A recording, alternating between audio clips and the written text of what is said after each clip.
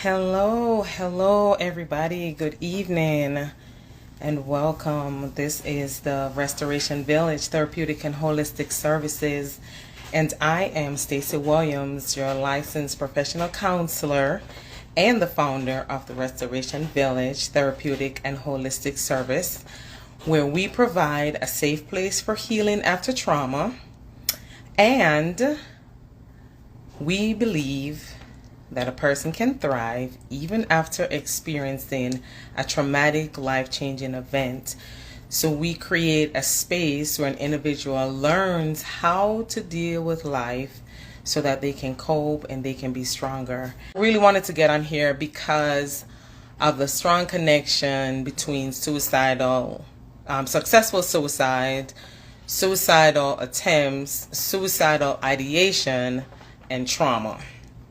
And as a trauma network, we are focused on how do we help and empower individuals to overcome the effects of trauma. But one of the effects of trauma is suicidal ideation, suicidal attempts, and successful suicide attempts. And so how do we break all of that down? So let's start with suicidal ideation.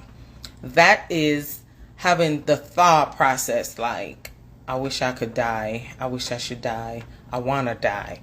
Whether it's a thought process or we have individuals that are hearing voices that tell them that, that's the ideation. So it's the thought. The attempt is when you are doing things to try to kill yourself, but you're not successful.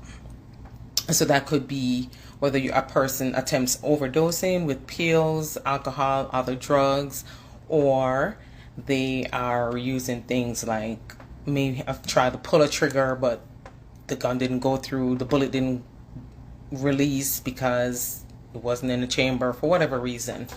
And then you may also have a situation where a person may just attempt but just wasn't successful. They may have cut their wrist. They may have thought, okay, if I use this will do it. I'll try to walk into traffic, jump off a bridge, and then they're not successful. So that's an attempt.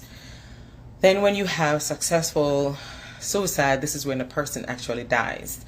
And this suicide comes from so many different avenues. The CDC releases a lot of data about suicide and how we can be informed as a nation and how severe these unfortunate events are. A lot of people lose loved ones, parents lose children, children lose parents, people lose friends, siblings, pets lose friends, loved ones, their parents, their caregivers to suicide. And when we think in just a generic term about what will make a person at risk of suicide, it's that overwhelming and ongoing sense of hopelessness, helplessness, emptiness, fear, guilt, shame, severe depression. Suicide attempts and successful suicide attempts are not only connected to mental illness, but there are other things, and trauma plays a significant role. If you think of a child that is continually exposed to chronic and complex trauma, which is one event after the next, after the next, after the next, after the next, that causes them to feel hopeless and despair, no support, no form of intervention, no strategies to cope, no way to even figure out how to deal with all the things they're dealing with, then they may have that ideation, that thought, well, maybe it's better to die. When you have a child whose emotional structure, the emotional part of the brain, the middle center, the center of the brain is fully developed, they're operating mainly off emotion, not really off logic, because the decision-making part of the brain is not developed until well into the 20s, which is what we as adults use to kind of almost make good decisions or make judgments on an act, because that part is developed. But our kids they're not fully developed, and when they lack the support or lack the coping strategies or lack the ability to even express how they're feeling, we have where they're also trying to commit suicide. We have successful teen suicide very often. So I'm gonna go over some statistics with you from the CDC, and we're gonna be talking about that this week. I will pop back on again tomorrow just to kind of continue the discussion, and hopefully we can share some insight, we can share some strategies, we can share some goals that, you know, individuals can just try to look forward to make the prevention of suicide more and more successful. So suicide is the 10th leading cause of death in the US for all ages, for all age group. That's pretty significant. The 10th leading cause of death. According to the CDC, approximately 130 Americans die by suicide every day. That's a high percentage. So when you break that down, there's one death by suicide in the US every 11 minutes. Depression affects 20 to 25% of Americans age 18 plus in any given year. So that's not even including our children, and it's not even including our teenagers who also struggle with depression, who also have issues as it relates to thoughts of suicide, suicide attempts. And we do need to be aware of that so we can help our children. Let's see. I'm going off the CDC statistic sheets that I pulled up.